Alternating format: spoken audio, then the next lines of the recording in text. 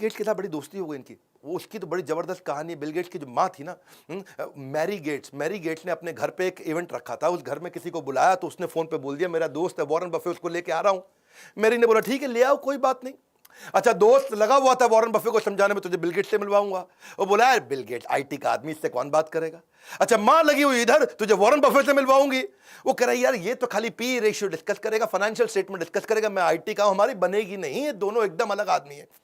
अच्छा, वो दोनों लगे हुए नहीं, मिलवाते हैं। हुआ ये कि जब ये मिले तो पहला ऐसा क्वेश्चन किया उनको वॉरेन बफे ने, बोला भाई बिल एक बात बता, तेरे को नई आईटी कंपनी बना के दूं अगर, और तेरी माइक्रोसॉफ्ट खत्म तो नई कंपनी कैसे स्टार्ट करेगा। तुझे अगर मैं किसी देश में कंपनी बनाने को दूं तो तू कैसे बनाएगा। इस कंपनी के बारे में तेरा क्या विचार। वहां उन्होंने पूछा भाई तुम्हारी फेवरेट किताब, फेवरेट अखबार, फेवरेट ऑथर, फेवरेट आर्टिकल्स कौन से हैं।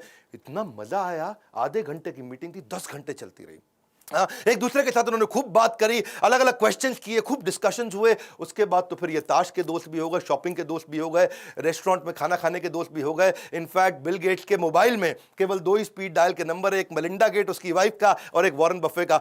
ऐसा एक दिन नहीं गया आज तक जब तक इन दोनों ने बात नहीं करी। ये भी बड़ा इंपॉर्टेंट है, किसके साथ उठते बैठते हो। ये कहते हैं कि वॉरेन बफे ने मुझको 2 चीजों में बड़ी हेल्प करी। पहली चीज क्या है कि लाइफ टाइम लर्निंग, और दूसरी है लाइफ टाइम लाफिंग। बोला इससे ज्यादा मैं दुनिया में कभी नहीं कर सकता था। कहते हैं कि pickup your associate whose behavior is better than you, and then that will give you a drift in your direction of life. Tell me who your heroes are. तेरा हीरो कौन है। दोस्त तुझसे भी पूछ रहा हूं, तेरा हीरो कौन है, and I'll tell you who you'll turn out to become. तू बनेगा किसके जैसा आज ही पता चल जाएगा। वॉरेन बफे के ना गुरु भी थे जिनसे ये बड़ा सीखा करते थे, बेंजामिन ग्राहम जो थे कोलंबिया के प्रोफेसर थे। ये इन्होंने वॉर्टन छोड़ के कोलंबिया ज्वाइन किया क्योंकि बेंजामिन ग्राहम की इन्वेस्टमेंट को लेकर बड़ी मास्टरी थी। बेंजामिन ग्राहम एक बड़े स्ट्रिक्ट टीचर भी हुआ करते थे जो इन्वेस्टमेंट के बारे में, शेयर मार्केट के बारे में सिखाते थे। और बफे केवल एकमात्र ऐसे स्टूडेंट थे जिसको A+ रेटिंग। बेंजामिन ग्राहम की सारी क्लास को बहुत ध्यान से अटेंड करते थे। ऐसे एकलव्य शिष्य दूर से सीखते थे। बाद में बेंजामिन ग्राहम के घर गए, उनको बोले मैं आपके लिए नौकरी करना चाहता हूं।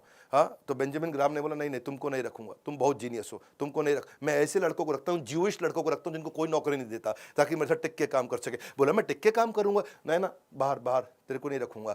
ठीक है फ्री में रख लो, फ्री में नौकरी करो ना, बोल दिया ना बाहर, तेरे को तो बिल्कुल नहीं रखूंगा। बेंजामिन ग्राहम इनके गुरु, उन्होंने इनको रखा नहीं। बड़ा परेशान हुए। वॉरेन बफे पीछे पड़े रहे। कुछ समय के बाद एक ऐसा समय आया कि बेंजामिन ग्राहम मान गए, बोले चल ठीक है आजा। और ये वहां से फिर न्यूयॉर्क शिफ्ट हुए। वहां आए, न्यूयॉर्क में आकर के बेंजामिन ग्राहम के साथ में काम करने लगे। सारे स्टैंडर्ड एंड पुअर्स की रिपोर्ट पढ़ना, S&P की रिपोर्ट्स पढ़ना, इन्वेस्टमेंट अपॉर्चुनिटी ढूंढना, P&L को समझना, कैश फ्लो स्टेटमेंट को समझना। जब जिस समय यंग लड़के प्लेबॉय मैगजीन है जी, जहां पे आप देखते हैं कई देवियों के चित्र होते हैं अलग अलग प्रकार के, जिसमें वो कम कपड़े पहन के रखती है, उनके चित्र देखते थे। ये उस समय बैलेंस शीट देखा करते थे। ऐसे भयंकर फोकस्ड आदमी थे।